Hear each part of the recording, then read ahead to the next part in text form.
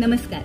Marathi pharmacy या YouTube चॅनलमध्ये मी आशा तुमची फार्मासिस्ट पुन्हा एकदा सर्वांचे आरोग्यदायी स्वागत करते. आजच्या भागामध्ये आपण पॅन्टाप्राझोल या ऍसिडिटी कमी करणाऱ्या किंवा पित्त कमी करणाऱ्या औषधाबद्दल माहिती घेणार आहोत. पॅन्टाप्राझोल हे एक प्रोटॉन पंप इनिबिटर म्हणजे पीपीआय आहे, जे आपल्या पोटामध्ये असणाऱ्या गॅस्ट्रिक परायटस सेल्स आहेत त्याच्यावर जे एक एन्झाईम असतं त्या एन्झाईम सोबत कंबाईन होतं आणि गॅस्ट्रिक ऍसिडचं सिक्रेशन थांबवून देतं. त्यामुळे आपली ऍसिडिटी पॅन्टाप्राझोल 20 मिलीग्रॅम आणि 40 मिलीग्रॅम या डोसेज फॉर्ममध्ये टॅबलेट, कॅप्सूल आणि इंजेक्शनच्या स्वरूपात उपलब्ध असते.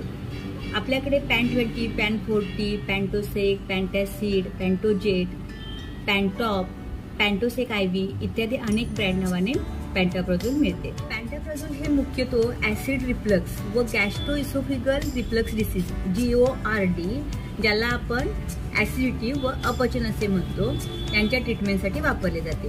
त्याप्रमाणे पोटामध्ये होणाऱ्या अल्सरच्या ट्रीटमेंटसाठी देखील पॅन्टाप्राझोल वापरले जाते. झोलिंगर-एलिसन सिंड्रोम हा एक असा डिसीज आहे ज्याच्यामध्ये आपलं पॅन्क्रियाज आणि स्मॉल इंटेस्टाईन म्हणजे स्वादुपिंड आणि लहान आतडे यांच्यामध्ये ट्युमर्स बनतात, गाठी बनतात, ज्यांना गॅस्ट्रिनॉम्स असं म्हणतात. आणि ह्या गाठी, हे ट्युमर्स गॅस्ट्रिन नावाचं एक हार्मोन रिलीज करतात, जे आपल्या पोटाची ऍसिडिटी खूप मोठ्या प्रमाणात वाढवतात. आणि ह्याचा परिणाम म्हणून आपल्या पोटामध्ये, आतड्यामध्ये अल्सर, पेप्टिक अल्सर होतात. हे पेप्टिक अल्सर खूप वेदनादायक असतात आणि ह्या अशा पेप्टिक अल्सरला ट्रीटमेंट करण्यासाठी पॅन्टाप्राझोल वापर. कोणत्या कंडिशनमध्ये किंवा कोणत्या कारणासाठी पॅन्टाप्राझोल वापरायचे ह्याच्यावर पॅन्टाप्राझोलचा डोस डिपेंड असतो. नॉर्मली ऍसिडिटी किंवा अपचनसाठी 20 मिलीग्रॅम ते 40 मिलीग्रॅम पर डे असा डोस दिला जातो, जो तुम्ही मॅक्झिमम म्हणजे जास्तीत जास्त 8 आठवड्यापर्यंतच वापरू शकता. पोटातील अल्सरसाठी देखील 20 मिलीग्रॅम ते 40 मिलीग्रॅम पर डे असा डोस दिला जातो. आणि हाच डोस जर तुम्हाला IV मधून म्हणजे सलाईनमधून, इंजेक्शनमधून देणार असले तर 40 मिलीग्रॅम पर डे असा 7 दिवस ते 10 दिवसापर्यंत देऊ शकतात. झोलिंगर-एलिसन सिंड्रोम या आजारामध्ये हा डोस तुम्हाला 40 मिलीग्रॅम ते 80 मिलीग्रॅम पर डे असा दिला जातो. आणि हाच डोस 160 मिलीग्रॅम पर डे ते जास्तीत जास्त 240 मिलीग्रॅम पर डे असा वाढवला जाऊ शकतो. त्याचबरोबर जर झोलिंगर-एलिसन सिंड्रोमसाठी IV मधून हा डोस द्यायचा असेल तर तुम्हाला 80 मिलीग्रॅम पर 12 आवर्स असा डोस दिला जातो. आणि हा डोस 80 मिलीग्रॅम पर 8 आवर्स इतका वाढवला जाऊ शकतो. त्याच वेळा डॉक्टर पॅन्टाप्राझोल सोबत डोमपेरिडॉन देखील प्रिस्क्राईब करतात. तर हे डोमपेरिडॉन उलटी, मळमळ कमी करण्याचं काम करतं आणि त्याचबरोबर आपल्या आतड्यांची हालचाल वाढवून पोट फुगणे किंवा अपचन होणे यासारख्या समस्यांचं निवारण करते. सध्या पॅन्टाप्राझोल सोबत लिओसल्फाइडचे कॉम्बिनेशन पण खूपदा प्रिस्क्राईब केले जाते, वापरले जाते. लिओसल्फाइड हे एक प्रोकायनेटिक औषध आहे, जे आतड्यांची गती वाढवून अपचन आणि जळजळपासून आपली सुटका. तुम्ही जर पॅन्टाप्राझोल टॅबलेट फॉर्ममध्ये म्हणजे गोळीच्या स्वरूपात घेत असाल तर तुम्ही ते जेवणाआधी किंवा जेवणानंतर घेऊ शकता. पण गोळी घेताना तुम्हाला ती संपूर्ण गोळी पाण्यासोबत गिळून टाकायची आहे. म्हणजे गोळी चगळणे, चावणे किंवा त्याची पावडर करून वापरणे असा प्रकार करायचा नाही. असे केल्यास त्याच्यामधील औषधी गुणधर्म नाहीसा होऊन जातो. ग्रॅन्युल्स फॉर्म किंवा कॅप्सूल फॉर्ममध्ये पॅन्टाप्राझोल घेत असताना ते आपल्याला जेवणापूर्वी 1 तास किंवा अर्धा तास घ्यायचं असतं. ग्रॅन्युल्स फॉर्म मधील पॅन्टाप्राझोल तुम्ही ऍपल ज्यूस मध्ये मिक्स करून सुद्धा वापरू. उलटी, मळमळ, डिसेंट्री हे पॅन्टाप्राझोलचे काही नॉर्मल दुष्परिणाम आहेत. पॅन्टाप्राझोलचे गंभीर स्वरूपाचे असे काही दुष्परिणाम नसतात. पण तुम्हाला जर आकडी येणे, चक्कर येणे, नाकावर किंवा गालावर चट्टे उठणे, मलामध्ये रक्त दिसणे असे काही प्रकार आढळल्यास त्वरित डॉक्टरांशी संपर्क साधा.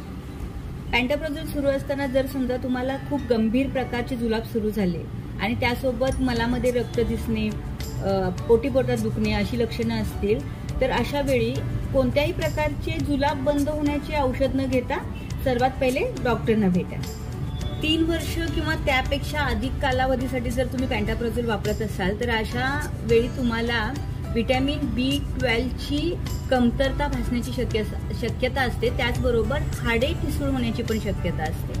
तसेच पॅन्टाप्राझोल घेतल्यानंतर जर ताप येणे, चेहरा, घसा, जीभ सुजणे, किंवा श्वास घेण्यास अडथळा होणे, जास्त सुस्ती येणे किंवा किडनी प्रॉब्लेम असे जर काही लक्षणं जर तुम्हाला दिसली तर ही सिरियस ॲलर्जिक रिॲक्शन असू शकते. अशा वेळी मात्र तुम्हाला डॉक्टरना ताबडतोब भेटले पाहिजे. नेहमीचेच पण महत्त्वाचे म्हणजे पॅन्टाप्राझोल घेण्यापूर्वी तुम्हाला जर पॅन्टाप्राझोलची ॲलर्जी असेल आणि तुमची इतर काही औषधं चालू असतील तर ह्याची कल्पना तुम्हाला फार्मासिस्टला आणि डॉक्टरना आधीच द्यायची आहे. डॉक्टरनी तुम्हाला जर जास्त कालावधीसाठी पॅन्टाप्राझोल प्रिस्क्राईब दिलं असेल लिहून, तर अशा वेळी हाडे ठिसूळ होण्याची शक्यता पण असते. तर तुम्ही डॉक्टरना कॅल्शियम सप्लिमेंटची पण गरज भासू शकते का हे नक्की विचारून घ्या. त्याचप्रमाणे तुम्हाला लिव्हरचा काही प्रॉब्लेम असेल किंवा तुम्ही प्रेग्नंट असाल किंवा प्रेग्नन्सीचा विचार करत असाल तर हे देखील तुम्ही फार्मासिस्टना किंवा डॉक्टरना सांगितले पाहिजे. प्रेग्नन्सी आणि ब्रेस्ट फिडिंगमध्ये डॉक्टरच्या सल्ल्यानेच पॅन्टाप्राझोल घेतलं पाहिजे. अँटीफंगल औषधं आहेत जसे किटोकोनाझोल, इट्रॅकोनाझोल किंवा काही HIVची औषधं आहेत किंवा वारफारिन आहे, तसेच काही अँटीबायोटिक्स आहेत ज्याच्यासोबत पॅन्टाप्राझोलची इंटरॅक्शन होते. तर अशी काही औषधे चालू असल्यास तुम्ही त्याची कल्पना डॉक्टरना नक्की द्या.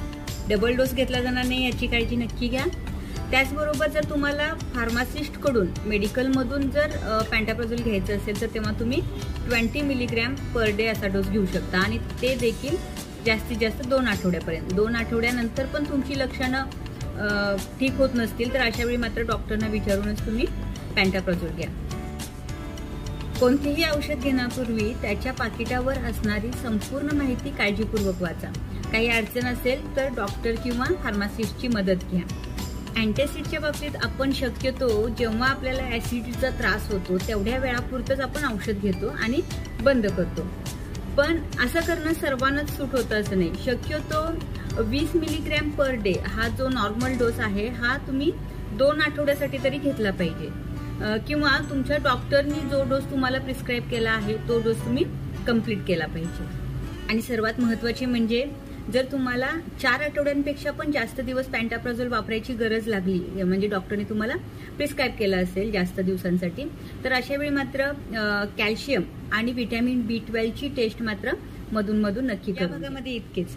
पण लक्षात ठेवा कोणतेही औषध सुरू करण्यापूर्वी, मध्येच थांबवण्यापूर्वी किंवा बदलण्यापूर्वी तुमच्या डॉक्टर किंवा फार्मासिस्टचा सल्ला नक्की घ्या.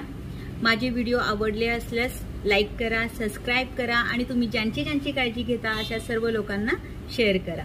पुन्हा भेटू नवीन भागामध्ये नवीन औषधासोबत. तोपर्यंत निरोगी राहा, आनंदी राहा.